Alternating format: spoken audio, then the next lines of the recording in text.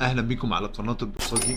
النهاردة انا عامل الفيديو علشان في ناس كتير قوي بتخش مجال التريدينج وممكن تعمل فعلا منه فلوس وبعد كده تلوز الاكونت او تخسر الاكونت اللي هي شغالة بيه، سواء كان البرايفت اكونت او بروكر اكونت او الفاندد اكونت. وده بيحصل علشان مشكلة كبيرة جدا، او كذا مشكلة منها طبعا السايكولوجي بتاعت التريدر نفسه، ومنها طبعا الريسك مانجمنت. انت بتعمل ريسك مانجمنت ازاي؟ خليني النهارده اقول لك على استراتيجي تخليك تجرو الاكونت بتاعك وتكبر الاكونت بتاعك من غير ما تقعد كل شويه تعمل فلوس وتخسر فلوس وتلاقي نفسك بتخسر فلوس بس او المحصله زيرو. انا هاخد مثال زي كده، فاتح شارت مثلا اس ام بي النهارده علشان اوريك ان انت لما تيجي تابروتش الاستراتيجي بتاعتك، والاستراتيجي اللي انا هتكلم فيها النهارده دي تخليك دايما ما عندكش غير هما نقطتين خروج من التريد اول ما تخش.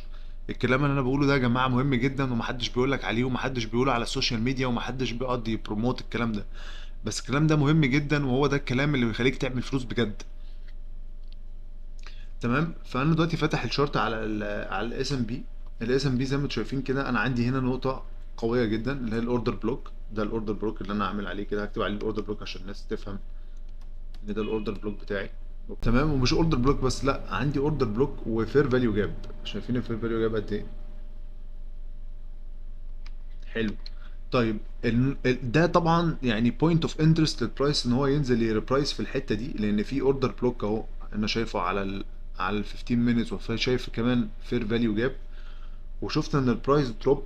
واول ما دروب عند الحته دي، بص النطره عامله ازاي، وصل لفين. الاستراتيجي بقى اللي انا عايز اتكلم عليها علشان تعرف تكبر الاكونت بتاعك وتعرف تعمل فعلا فلوس وما تقعدش كل شويه تخسر في التداول، ان انت لما تخش تريده زي دي، يعني انت شفت حطيت السيت اب بتاعك، حطيت الاستراتيجي بتاعتك، شفت الاوردر بلوك فين، شفت انت عايز تخش من فين. التريده بتاعتك ما لغاش غير مخرجين. المخرج الاولاني ده هنا الستوب لوز، طبعا يبقى محسوب انت عايز تخسر كام في التريده دي.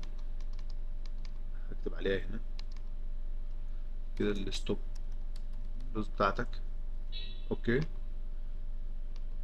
تاني حاجة تيك بروفيت هنا.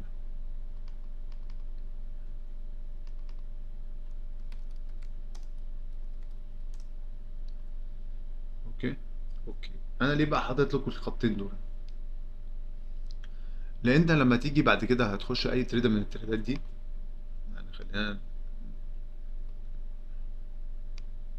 نحطها كده بالظبط.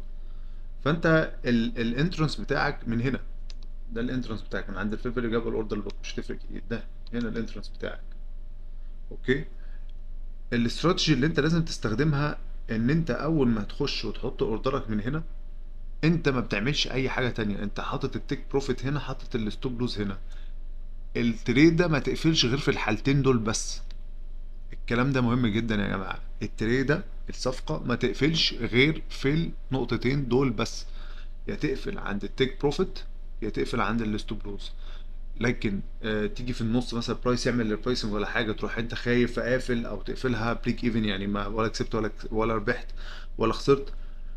ده بيخليك تخسر من الاكونت بتاعك، ولما بتخسر في الاكونت بتاعك كذا مره بيهز ثقتك في نفسك وبيخلي مشاعرك بعد كده هي اللي متحكمه فيك. فالاستراتيجي اللي انا بتكلم عليها النهارده وهي دي اللي لازم تطبقوها من هنا ورايح، انك اول ما تخش تريده ما عندكش غير هما مخرجين، واوعى تلعب فيهم، سيبها. طالما دخلت سيبها. شايفين البرايس ده لايف على فكره، اكونت على فكره ده، يعني ده لايف اوريدي، البرايس بيعمل كده. شايف البرايس طلع لغايه فين؟ خلاص هياخد التيك بروف، ممكن يروح نازل لي هنا تاني. هل ده يخليني اقفل التريده؟ لا. انا خلاص عندي ستوب لوز، عندي تيك بروفيت، سيبها. البرايس يا اما يطلع لي هنا يا اما ينزل يقفلني، انا ما عنديش حاجه تانيه. فالاستراتيجي سهله وبسيطه جدا، انك تحط واحده من الرولز او واحده من القواعد عندك في التداول. هما مخرجين، يا تيك بروفيت يا ستوب لوز، زي ما انتوا شفتوا في المثال ده. اللي محتاج اي حاجه يكتب لي في التعليقات. بشكركم والى اللقاء.